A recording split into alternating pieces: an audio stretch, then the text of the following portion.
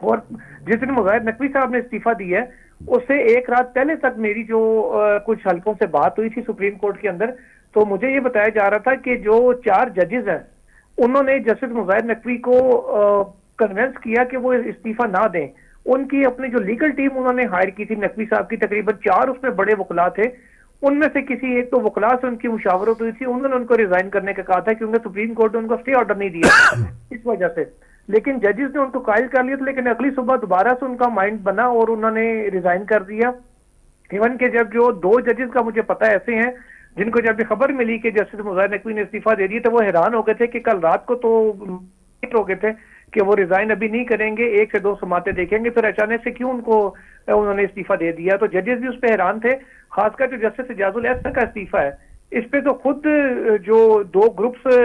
کہا جاتا ہے کہ بنے ہوئے، ایک چیف جسٹس کا اور ایک دوسرا گروپ تھا جس کو اب بندیال صاحب کے بعد اعجاز الاحسن صاحب جس کا کہا جاتا ہے کہ لیڈ کر رہے تھے، ان کے استعفے سے تو دونوں سائڈوں پہ ہی بڑی تشویش کی لہر دوڑی تھی کہ ان کا تو نہ کوئی کیس تھا نہ کوئی اور معاملہ تھا، لیکن بتایا یہ جا رہا ہے کہ ایکسٹرنل پریشر بہت زیادہ تھا ان کے اوپر جس کی وجہ سے وہ اس کو زیادہ ایکسٹرنل سسٹین نہیں کر پریشر، پائے. ایکسٹرنل پریشر تھا، آپ کہہ رہے ہیں ایکسٹرنل پریشر تھا؟ ہاں جی ایکسٹرنل پریشر تھا، کیونکہ آپ یہ بھی دیکھیں کہ کافی عرصے سے پی ایم ایل این جو ایک پنجاب کی بڑی مقبول سیاسی جماعتوں میں سے ایک شامل ہوتی ہے، حکومت میں بھی رہے ہیں وہ، ان کی جانب سے ہر جلسے میں کی تصویریں لگا کے باقاعدہ کہا جاتا تھا کہ پاناما کے بینچ کے نگران جج تھی، انہوں نے نواز شریف کو سزا دلوائی تھی. اس قسم کے بہت سارے معاملات ان کے اوپر چل رہے تھے جس پہ وہ کافی پریشر میں تھے. اور باقی جو ججز جن کا میں آپ کو کہہ رہا ہوں کہ 3 سے 4 استعفے ایکسپیکٹڈ یہ ہیں یا جن کی بازگشت سنائی دے رہی ہے سپریم کورٹ کی راداریوں میں، ان کے خلاف بھی کیسز کوئی نہیں ہے، نہ کوئی کرپشن کا چارج ہے کسی پہ، لیکن وہ بھی شاید اسی قسم کا جو پروپیگنڈا وارفیئر ہے یا جو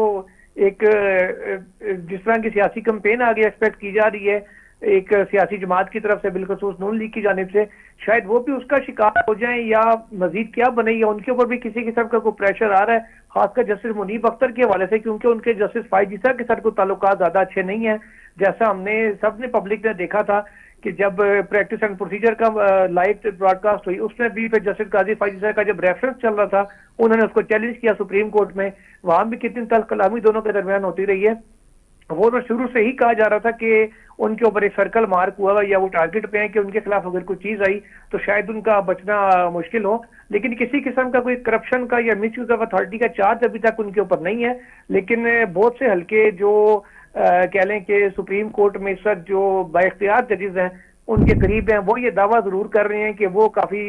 منیب اختر صاحب کافی پریشر میں ہیں اور کسی حد تک ان کی خواہش بھی ہے کہ وہ ریزائن کریں کچھ حلقوں کی، لیکن ابھی تک ان کا استعفیٰ آیا نہیں ہے. لیکن سپریم کورٹ کی راداریوں میں استعفے مزید آنے کی جو بازگشت ہے وہ ہمیں ضرور بڑی سنائی دے رہی ہے. مہربانی ذوالقرنین اقبال صاحب، آپ نے ہمیں جوائن کیا. ناظرین وقفو ٹھو تھا، وقفے کا موٹی چی ان معاملے تے تفصیل سے ॻाल्हायूं था. ही त इंतिहाई छिरकाईंदड़ ख़बर आहे त पाकिस्तान जी सुप्रीम कोर्ट जे अंदरि जेके जज साहिबान आहिनि, आम तौर इहो तसवुरु कयो वेंदो हुयो त प्रेशर जेको अचे थो उहो